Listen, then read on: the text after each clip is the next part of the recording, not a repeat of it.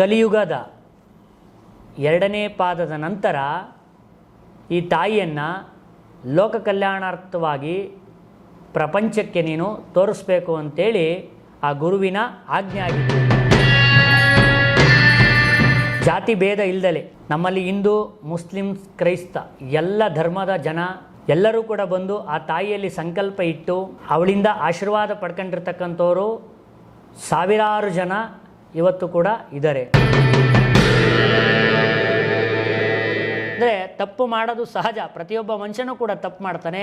ಆ ತಪ್ಪಿನ ಪ್ರಾಯಶ್ಚಿತ್ತಕ್ಕೋಸ್ಕರ ಈ ತಾಯಿಯ ದರ್ಶನವನ್ನು ಮಾಡಿ, ಆ ತಾಯಿಯ ಸ್ಪರ್ಶವನ್ನು ಮಾಡಿ, ನಾವು ಮಾಡಿರ್ತಕ್ಕಂಥ ಎಲ್ಲ ಪಾಪಕರ್ಮಗಳನ್ನು ಆ ತಾಯಿಯ ಮಡಲಿಗೆ ಹಾಕಿ ನವರಾತ್ರಿಯ ಮೊದಲನೆಯ ದಿನ ಆ ತಾಯಿಗೆ ವಿಶೇಷವಾಗಿ 9 ವಿಧದಲ್ಲಿ ಪೂಜೆಗಳು ನಡೀತಾ ಹೋಗ್ತವೆ.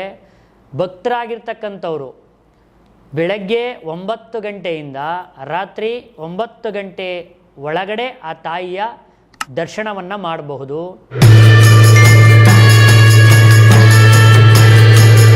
ಅವ್ರೇನಾದರೂ ತರಬೇಕಾ? ಬಂದಲ್ಲಿ ಪೂಜೆ ಥರದ್ದೇನಾದರೂ ಮಾಡೋದಕ್ಕೆ ಬೇರೆ ಏನಾದರೂ? ತಾಯಿಯ ದರ್ಶನ ಮಾಡಿದ್ರೆ ಸಾಕು, ಅವರ ಜನ್ಮಾಂತರ ಪಾಪ ನಿವಾರಣೆ ಆಗುತ್ತೆ. ಆಮೇಲೆ ಬಂದು ಅವರು ತಾಯಿಗೆ ಈಡೇರಿದ ಮೇಲೆ ಆ ತಾಯಿಗೆ ಬಂದು ಹರಕೆಯನ್ನು ತೀರಿಸ್ಲಿ.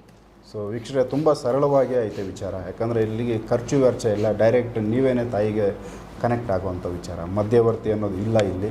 ಹಾಗಾಗಿ ಈ ಒಂದು ಕಾನ್ಸೆಪ್ಟ್ ಇಡೀ ನಮ್ಮ ದೇಶದಲ್ಲಿ ಈ ಥರದ್ದು ಎಲ್ಲೂ ಇಲ್ಲ. ಇದೇ ಫಸ್ಟ್ ಟೈಮು, ಇದೇ ಮೊದಲನೇ ಬಾರಿಗೆ ತಾಯಿ ಈ ಥರದ್ದೊಂದು ದರ್ಶನ ಕೊಡ್ತಾ ಇರೋದು.